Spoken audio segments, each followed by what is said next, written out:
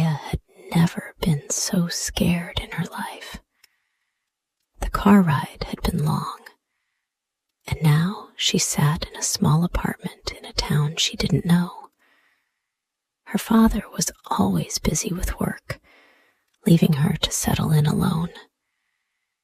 She missed her old house, the one with the big backyard and her old friends. But now, here she was, in a new town with new people, and it felt like everything was different. Maya looked out the window at the quiet street. The houses were all so close together. It was nothing like her old neighborhood. Her father had told her that the new place would be nice, that they would make new memories. But Maya felt unsure. She wished she had something familiar to hold on to. She walked to the window, looking out at the green garden next door. There was a woman outside, bending down to water her flowers. The woman looked kind, with gray hair pulled into a bun and glasses perched on her nose. Maya felt a small spark of curiosity. Maybe she wasn't the only one feeling alone here. After a while, Maya heard a knock on the door. Her father opened it, and the woman from next door stepped inside. "Hello, I'm Mrs. Davis," the woman said, her voice warm and friendly. "I live next door and wanted to welcome you to the neighborhood." Maya's father smiled and introduced her. Mrs. Davis was a little older, with a gentle smile and kind eyes. She brought over a plate of homemade cookies and invited Maya to sit with her on the porch. Maya wasn't sure what to say at first. She had never met someone so friendly and eager to talk to her. Mrs. Davis, however, didn't seem to mind. She asked Maya about her old home, about the things she liked to do, and she shared stories of her own life. Maya found herself laughing, feeling the warmth of Mrs. Davis's kindness. It wasn't the same as being with her old friends, but for the first time since they'd moved, Maya felt a little less alone.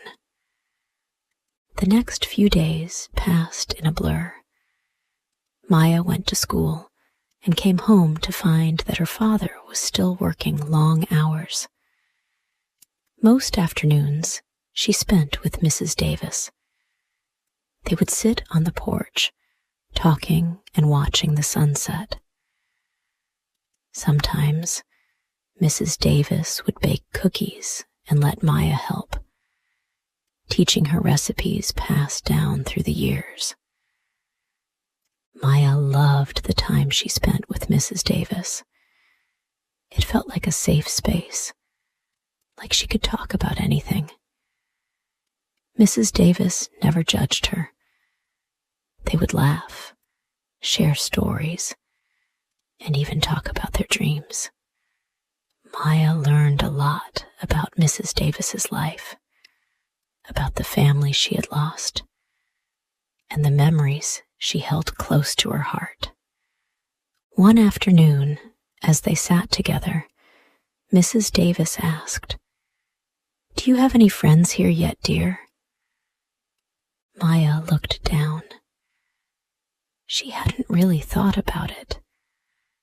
At school, the kids were friendly enough, but she didn't feel like she had made any real connections yet.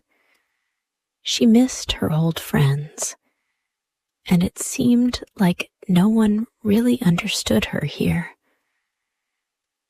"I don't know," Maya said softly. "There's a girl at school. Her name is Clara. She's new like me." "Well," Mrs. Davis smiled, "why don't you invite her over here? We could all have tea and cookies together." Maya's eyes brightened. "That's a good idea. I think she'd like that." Later that week, Maya invited Clara over after school. Clara was a bubbly, confident girl with short, messy hair and a big smile. She was always talking about something new, whether it was a book she'd read or something funny she'd seen online. Maya liked Clara's energy, but there was something different about her too. Sometimes, Clara would talk about things Maya didn't quite understand, things like her expensive clothes or the latest gadgets. When Clara stepped into Mrs. Davis's house, she hesitated.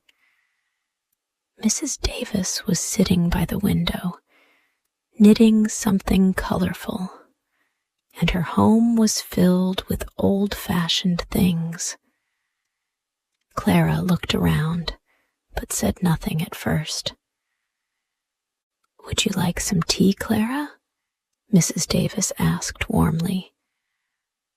Clara nodded, and Maya could see her relax a little. She took a seat at the table, and Mrs. Davis poured the tea. They all sat down to enjoy the cookies Mrs. Davis had baked earlier. The conversation turned to school, then to books, and soon enough, everyone was talking and laughing. But Clara's smile was a little forced. She wasn't quite sure what to make of Mrs. Davis, and her eyes darted around the room as if searching for something more exciting. As the afternoon wore on, Clara grew quiet. She kept glancing at her watch, and Maya noticed she didn't seem as interested in the stories Mrs. Davis was telling. Later, when they were walking home, Clara turned to Maya and said, "You really like hanging out with her, don't you?" Maya nodded.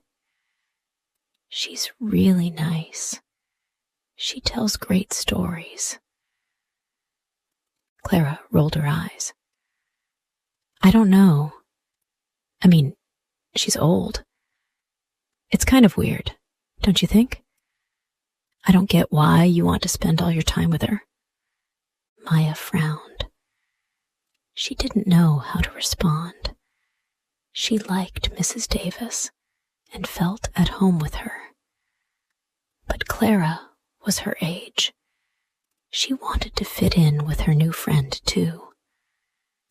As the days went by, Clara and Maya grew closer, but something started to change.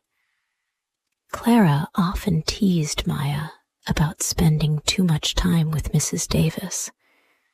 She would laugh and say things like, "Why don't you spend time with someone your age, Maya? Mrs. Davis is nice, but she's not really someone you can hang out with forever." Maya felt confused. She liked Clara, but she didn't want to lose her special bond with Mrs. Davis. Clara would often make fun of her, saying that hanging out with old people was uncool, and that Maya should focus on making more friends her age. "Why don't we do something fun?" Clara suggested one afternoon. "We can go to the mall and grab some ice cream. Forget about Mrs. Davis." Maya felt a knot in her stomach. She didn't want to hurt Mrs. Davis's feelings, But she also didn't want to lose her friendship with Clara. The days that followed were filled with a growing sense of discomfort for Maya. She was spending more time with Clara, but every time she did, a small part of her felt like she was leaving Mrs. Davis behind. Clara kept insisting that hanging out with someone her age was the only way to have fun, and Maya, eager to fit in, started to question her choices. One afternoon after school, Clara invited Maya to hang out at the mall. "Come on," Clara urged. "We can shop for new clothes and grab some ice cream. It'll be so much fun. You deserve to have fun, not spend your days baking cookies with an old lady." Maya felt a twinge of guilt.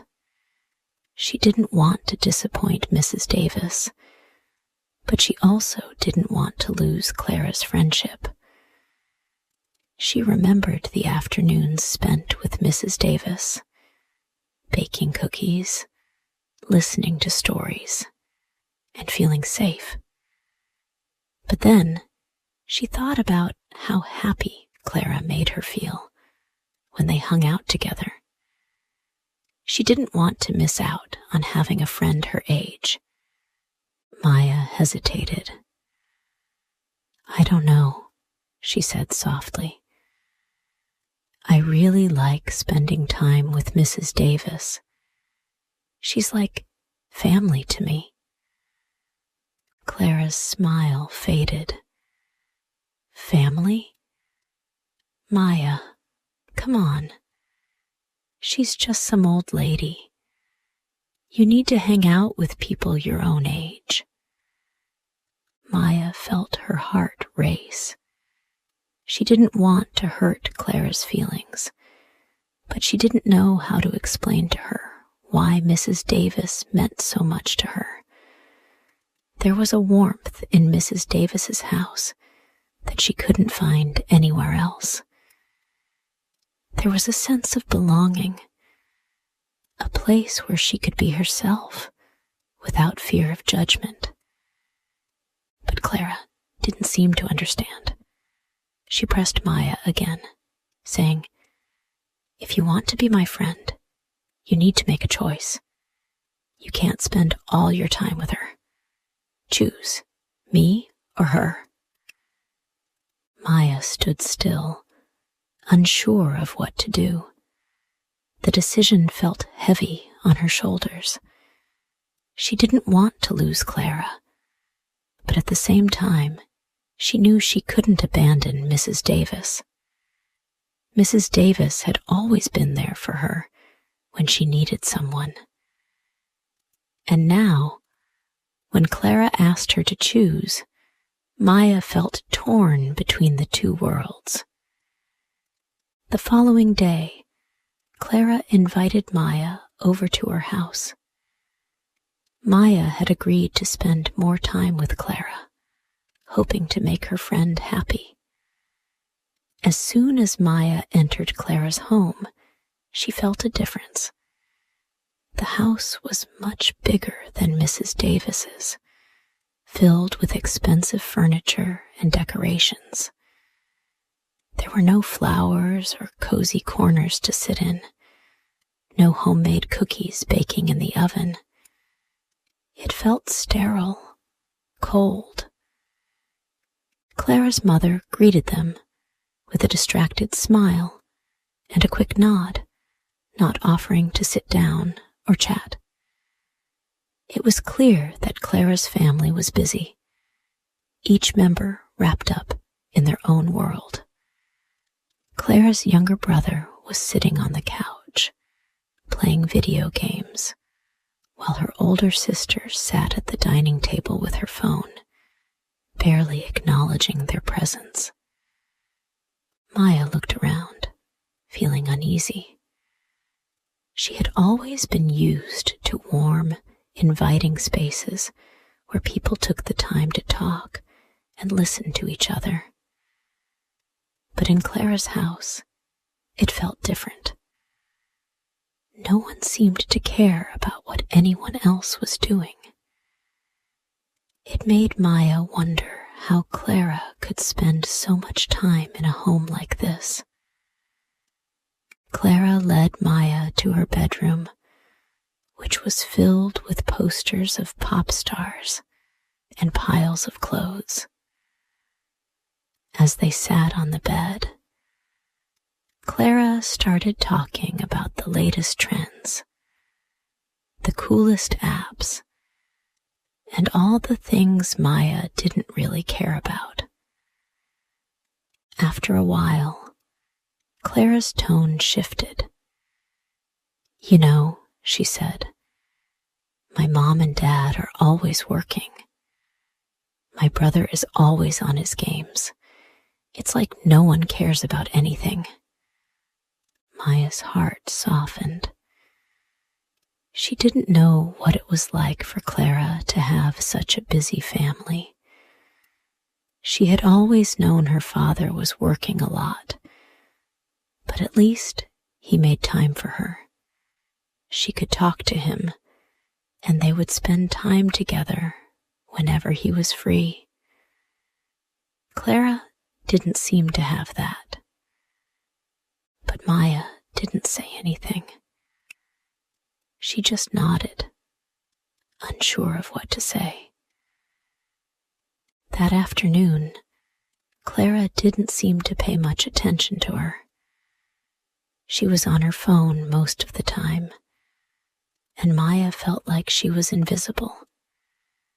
She began to realize that while Clara had a lot of things, she didn't have the one thing that mattered most: the warmth of real connection.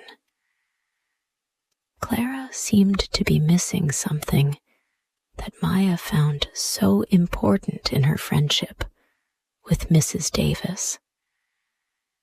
Someone who cared for her deeply. Someone who listened.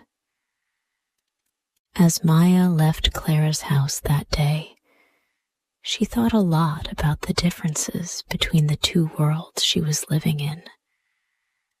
Mrs. Davis's home was filled with love and care, while Clara's was full of distractions and empty space. Now, from this point, the story will be continued in the next